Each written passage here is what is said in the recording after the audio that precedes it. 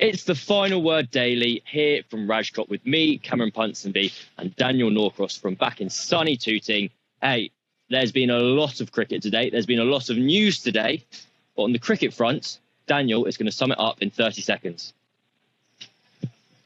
It was a day of two halves. The first half was India smashing the ball to all parts. A magnificent Jaiswal yet again confirming what a star of the future he's going to be.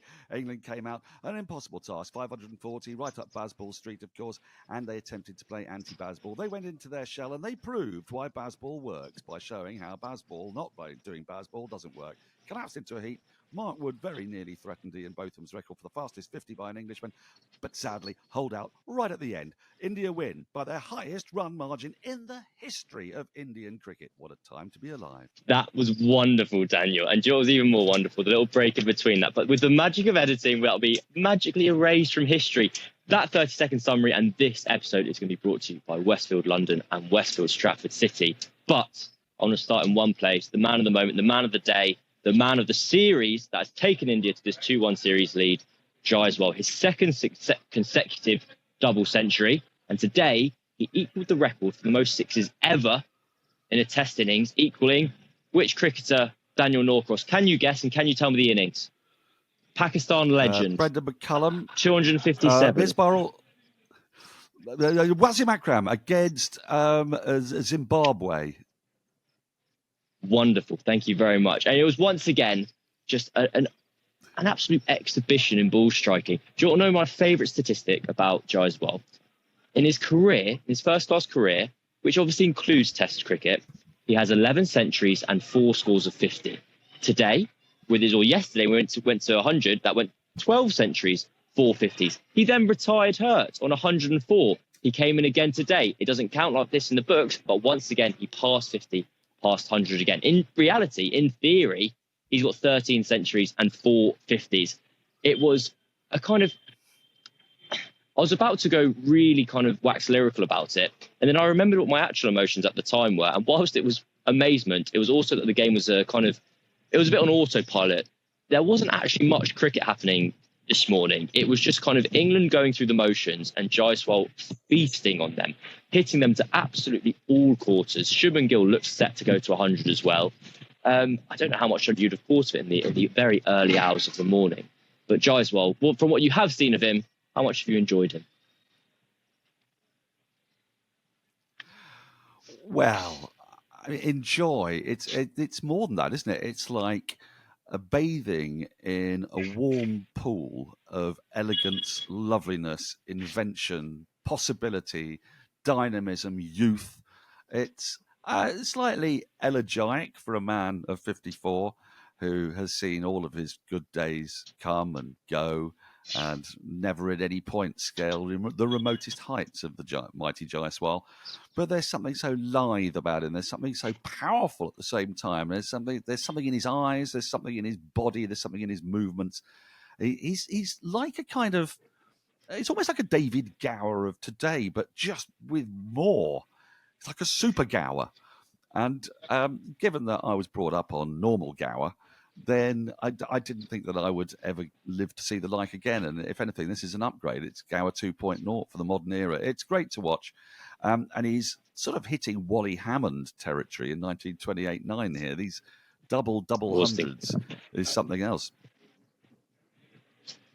I think the moment that kind of exhibited the moment that India were most in charge of this match and the last couple of weeks and the series was when Jaiswal took Anderson for 3 consecutive sixes in 3 completely different directions. The first one, with England bowling to a 7-2 offside field, Anderson around the wicket, goes to the Yorker, misses, and Jaiswal sweeps the ball over square leg for 6. The next ball, he comes walking down the wicket, hits the length delivery over extra cover, 6. The third ball, straight, 6. It was the memories of George Bailey, 2013-14, Anderson's second most expensive overall time that went for 28. The only other over in history that Anderson has conceded 3 sixes from. And it was just, look, there's probably been about once a year, once every 6 months, Anderson gets retired off. He gets put away to pasture. And this was today's edition. The 22-year-old bullying an old man and kind of just further escalating India into the ascendancy. The rest of I'm trying to work out myself. I haven't been quite sure what today's story is. Has today's story been India kind of just dominating England with the bats and kind of making them toil? I think it was 234 for 2 today. They added on this day 4 pitch that England proceeded to get bowled out for 120 on. Or is the story what we're going to come on to now? England, faced with 500 and a million to win, faced with a total that a week ago they said, we'll chase 600, we'll go for it. Faced with what yesterday Ben Duckett said with a smile on his face, admittedly, the more the better. Give us anything, we'll chase whatever we can. They failed on that front, and they kind of fell into a heap. And if it wasn't for Mark Wood's 35 off 13 balls, I think it was, they would have been all out for double digits. Bazball didn't work too well today. No. Well, I mean, people will always say that whenever this England side loses, it's evidence that Bazball doesn't work. Whereas, of course, what it is evidence of one side being beaten by another, in this case, very heavily in a test match. Yes. And we've seen that happen to England really quite a lot of the time when they've played in India. And indeed, most countries and most teams, when they go to India over the years, get beaten heavily. I think one of the wonderful things about Bazball, though, is that they even managed, in playing the way they did, to validate the way they normally play by giving us a glimpse as to what happens when England sides in the past have tried to stick at it. They've sort of said, you see what happens when we just try to stick at it and build? It doesn't work. So that's why we have to go Burko. Now, there's something else that's utterly magnificent about today, which is that at the end of every test match loss, social media lights up, everybody gets entirely furious. There's a load of sound and fury. And this England side will ignore absolutely all of it. So it's a bit like having the entirety of the nation on the mute button. And what has happened is that you find that there's this wonderful narrative that exists in which people are both simultaneously pro and anti-Bazball at exactly the same time. And in a polarized world, which we now live in very much so in the 21st century with social media, where You're everything wrong. is polarized, you are either wrong or you're right. You are just you can't be anything in between. The beauty of Bazball is that it can be both wrong and right simultaneously. It's like sort of Schrodinger's cricketing theory. And I would say that rather than focusing too much on the method and the way that they played, what we saw today was classic what can happen in a test match. A run out, a mixed brain, 2 incredibly marginal DRS decisions suddenly go against you. You fall in a heap. You get your scrambled brain. The difference between this side being in a scrambled brain and other sides that have come to India and been scrambled is that I genuinely do believe that they will go, right, that's it, that's done. Next game, please. Thank you very much. It'd be nice if we won the toss. And actually, that is rather key, as we have noticed in both of England's most recent victories in India, both Chennai back in 2021 and in the first test here at Hyderabad. It is kind of helpful if you are the away team playing against such a good side as India in their home conditions to get first use of the pitch. And it was the fact, I think this match was decided really in the first innings, the way India approached it, the way Jadeja approached it, which is why his man of the match made total sense to me. Because there was a couple of moments in this match when England got right back into it. Firstly, when they took those 3 early wickets, and then as Jadeja and Rohit actually didn't grind, but they played in a very traditional way, using up a lot of time, a lot of space, exhausting England. Then when England got back into it, everyone will talk about the parallels with the Lord's Test, the Ashes Test. India has lost their main bowler, Ashwin, crucial bowler, and that's the cue for England to collapse in a heap. And there is a certain truth to that. That was a key moment, the loss of the 3rd wicket, when England could have got up to parity and beyond, and would have caused a bit of third innings jitters for India, and crucially would have meant that their bowlers were just back out of the field. I think England batted for about 106 overs in this game, and India batted for well over 200. So it's the perfect match for India that has been played. They have done it magnificently. England have had a really tough time, but I don't think it'll be chastening, because these boys don't get chastened. They are chastened free. Chastened free? Chastened free. Works for me. Yeah, I was taken aback by I don't know why I was taken aback. But I've literally just finished speaking to Ben Stokes before hitting record of this, and I kind of asked, guys, is there anything is there anything you as a team would look back on and go, oh, we wish we'd done that differently? Bear in mind, this is a team that lost eight for 85 in the first innings, just got bowled out for 100 in the second. Had a day in their last 100 overs, they've taken 4 wickets. In their last 200 overs they've batted, they've lost about 7,000. They went, no, we don't do that. I went, oh shit, I've got to ask another question. That was the end of the answer. That was, as you said, they just put it to one side and they carry on. Whether that's to be applauded or not, I think it is up for debate, because you can say, yes, it's amazing to follow your philosophy to the nth degree, to really believe in yourself, back your friends, back your teammates. But when there's no malleability, is that a point of criticism? Now, I think on a separate issue, I think the scale of this Indian victory and the fact, as you say, England have spent 200 overs in the field this Test match. It feels like a set and a break victory. It feels like they're 2-1 up at Wimbledon, and they've taken Federer's serve off them or whatever in the next set, because we're going back to back. Mark Wood is battered. He is so tired. He's bowled as much as he'd ever bowled in an innings in a Test match in the first innings. He then had to bowl again on day 3, again on day 4. England bowled on every single day of this Test match, and it was so hot out here. Mark Wood himself was saying, I think on day 2, he kind of said it was weird. He kind of lost sense of his words. He was like, I can't explain the type of heat that was coming out of the ground. It was so hot. Yesterday, when I was walking around the boundaries edge, there was a moment when Jaiswal was getting, oh my God, how was that only yesterday? When he was getting stretched out for cramps. And you look around and they were just bodies on the floor. You had Ben Stokes kind of doubled over. You had Ben Stokes and Ollie Pope and maybe Joe Root kind of all lying down. And you're thinking, Jesus, guys, like you've been through the ringer. There's this incredible heat that everyone is kind of talking about how much it's affecting your bodies. And you've gone through it every single day. Hey, do you want to go and play a Test match again in 3 days' time in Ranchi on the other side of the country? But India are in such a kind of preferable, fresher, stronger position. I'd put my house on them resting Jasprit Bumrah now, because they've got this lead. I'd put my house on them even potentially resting Jadeja, because he's got a dodgy hammy. They turn out an absolute spinner in Ranchi and go, right, let's hit the lottery button, and we think we're going to beat you. We're going to be better than you again. I say that in the context of the 3 pitches, and that whole narrative of the Indian pitches has not played out at all across the series. It's been an excellent series, excellent cricket wickets, etc., etc. But I wouldn't be surprised at all if that was the case for the coming week. To move on to... No, you go first. Well, I mean, I was going to say they've earned the right to do that by the quality of their play. Yeah. They've played absolutely magnificently. And, yeah, I mean, we'll wait and see what the pitch turns out. They might try for Akshar Patel on a raging turner. That might be the way forward. They might bring in Washington Sundar, I guess, in place of Ravindra Jadeja if they wanted to rest him.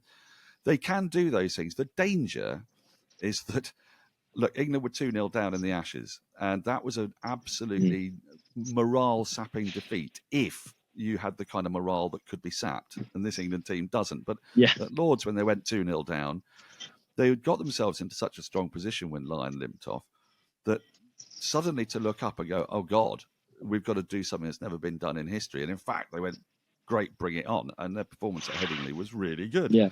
Even better than at Old Trafford. So you've got to be careful with this England side, because if you do lose a toss, and if they do get the rub of the green on that first day, even on a turning pitch, if they get aggressive at you, then you might find yourself going to Dharamshala and it's 2-2. And we just don't know what to expect up there. It's really different kind of atmospheric conditions. Stuff can happen in Dharamshala, which could be to England's benefit. This is the beauty of this series, this England team playing against this Indian team, which is without Kohli and with some injury concerns. It's still vulnerable. Now, it's a strange thing to say when a side's just won by 434 runs, but you can see where the vulnerable moments might be. And England lost those moments when they had a chance. And they did that actually in both the last 2 tests. The difference is between this and previous tours is that they have had a chance. And in previous tours, they just haven't had them. So that's why I think England will go in with confidence still there. I do think that they're going to have to make changes to the side. I think it's fairly obvious that the fast bowling unit's going to have to change for the reasons you've said, the immense heat, the miles under their legs. But also, there's a really good case for picking someone like Ollie Robinson and Gus Atkinson. In different ways, Atkinson, the better bowler than Wood during the World Cup in Indian conditions, taller as well. Robinson, more accurate, very high release point. Any variable bounce will suit him. What I want to know, because this is a perennial conversation that people are usually too scared to bring up because of the ramifications. 2 words for you, Cameron Ponsonby. Oh my God. Johnny Bairstow. Right. I mean, Johnny Bairstow, God, you've absolutely thrown me there, because I knew the route to the end of the show, and I was like, "How are we going to talk about Bairstow?" He's had a bad Test match. It's a bad Test match. He's faced 7 balls. He's got out twice. He scored 4 runs, and the 4 he scored was off the first ball of his innings today, which I think it was Mohammad Siraj. Maybe I might be getting that completely wrong. Let it through his legs at point. It should have been a dot or at most 1. He had an unfortunate. You know what? This is helpful, because his dismissal in the first innings to Kuldeep Yadav was during Yadav's 12-over spell, which we didn't talk about yesterday, but was phenomenal. And that combined with Jadeja today, who picked up 5 wickets in amongst England's kind of harakiri of an innings, it showed the quality that these guys are coming up against. And if you're not on top of your game, if you are having to battle against these world-class spinners on a day 4 pitch where the conditions become more favourable to those bowlers, oh my God, like, you're in a world of trouble. The swap that England would have to make there would be Dan Lawrence. It would give them an extra spin option if they so wish to see it. I would be very surprised if England made that change, having already taken the gloves off Bairstow, to then say to him, not only are you no longer our wicketkeeper batter, you're just not our batter at all, would be a hell of a change, But I want to move on to, because we had a lot of news stuff happen at the end of the play involving Ben Stokes, involving DRS. Now, DRS, these marginal calls, India have just won by over 401 runs. It has not decided this Test match. That much is crystal clear. But we're having a situation where, after the Ollie Pope decision, England disputed that. They just went, well, we just didn't think it was out. I know it showed it was hitting, but it wasn't even umpire's call. It was not out on the field, wickets hitting. They didn't like that. They didn't like Zach Crawley's dismissal in the previous Test match. They thought kind of the technology got it wrong. Today, Zach Crawley was given out, and unbeknownst to all of us, I don't know how. I'd be interested to know if people listening to this or watching on YouTube, if they'd noticed when watching the TV replay, but there showed to be a gap between where the ball was and the stumps. There was a gap between the ball and the stumps, basically. The ball was projected to be missing the stumps. Decision out. Now, Ben Stokes and Brendan McCullum had a long chat with match referee Jeff Crow after the match. We saw them doing it. We were like, oh, what's going on there? The answer England have been given is that the maths, the numbers, all show that it was the correct decision, that the ball was out LBW, and it was just like a frame thing. It was the visuals that showed it just to be missing, but actually it was hitting the stumps. Now, if you are England and you're already feeling a bit funny about the technology, I mean, how's that going to make you feel? Well, Ben Stokes, it basically kind of reinforces, it's confirmation bias through the roof, isn't it? It's like, we don't think this stuff's working properly, and it hasn't worked properly. It shows that it's hitting the stump. It shows that it's missing and says that it's hitting the stumps. What happens next, basically? So England aren't really sure what's going on, if they're going to I don't know if they're going to lodge a complaint or whatever, but they just want some clarity. Ben Stokes has said that he wants to be done with umpire's call. He says if it's hitting the stumps, it's hitting the stumps. Let's just call that and move on. That has huge ramifications for batters' averages, because it effectively makes the stumps a lot bigger. If you think umpires still to this day have ingrained within them the idea of benefit of the doubt, I think that might be clipping, therefore not out. That's kind of the network of decisions the brain goes through. That would be out of the window now. I think that might be hitting out, basically. And then from that, Ben Stokes then said on TV, I haven't seen this is on Adam Collins' head. He told me that it happened. Ben Stokes, having pinky promised his physio that he would not bowl in this series, opened the door to it and said he might bowl. So, to throw back to you, Daniel Norcross, Ben Stokes says, scrap umpire's called. He thinks Hawkeye's bust and he might have a bowl. What do you think? I I've had this conversation about umpires' calls so many times, and I don't entirely know what I think because I am not from the polarised world of right and wrong.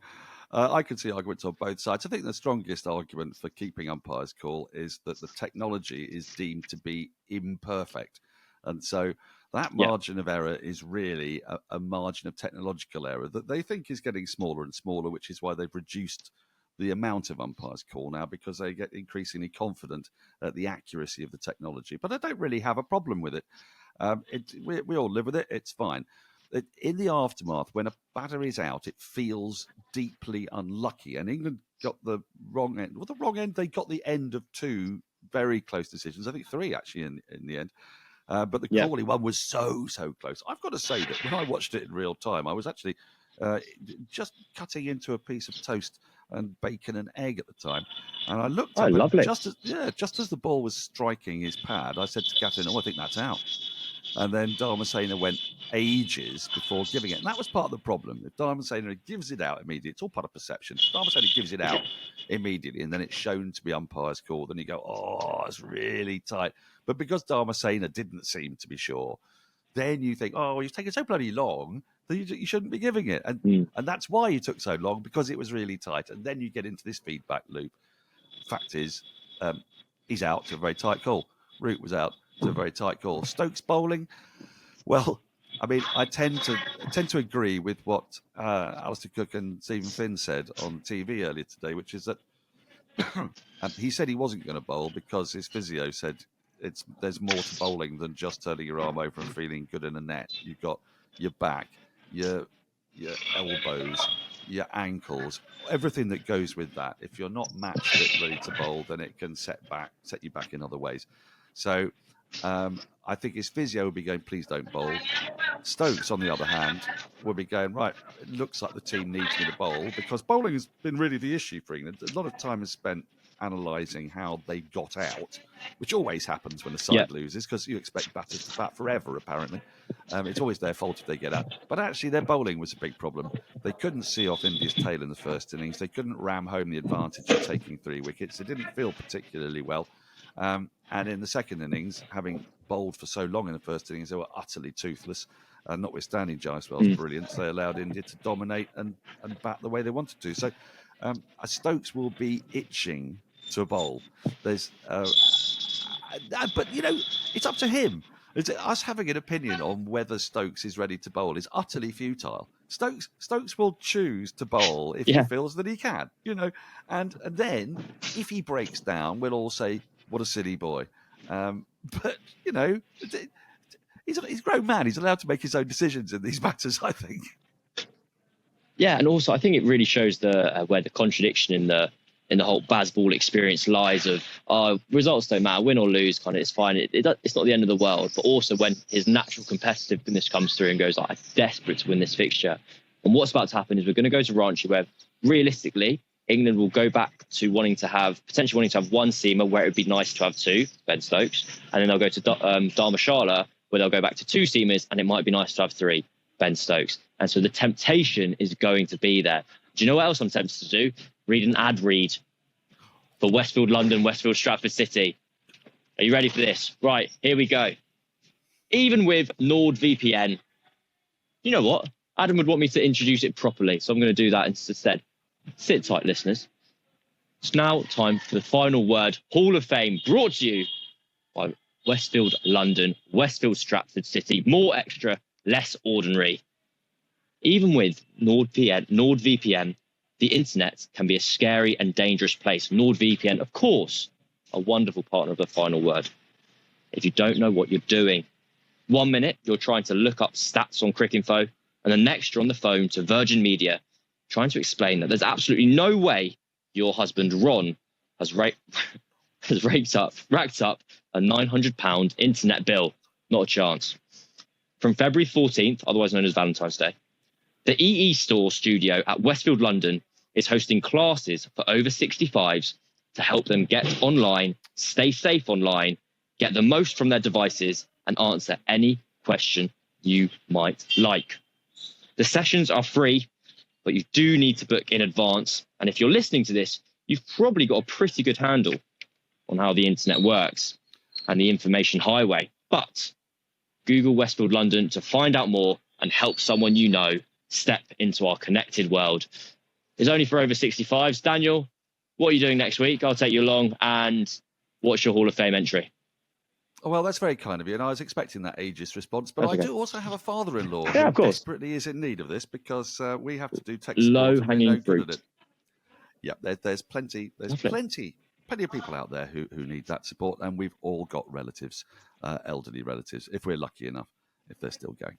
Now, my Hall of Fame choices. Well, you've mentioned my most obvious one, which is the brutal bullying behaviour. It's like sort of taking your maiden aunt on a surprise birthday trip, but it turns out to be to the nightclub Heaven at 2:00 in the morning on a Friday night. Yeah. Walloping him for 3 sixes was an absolute beauty. The glove work of Jurel. Woof. Lovely.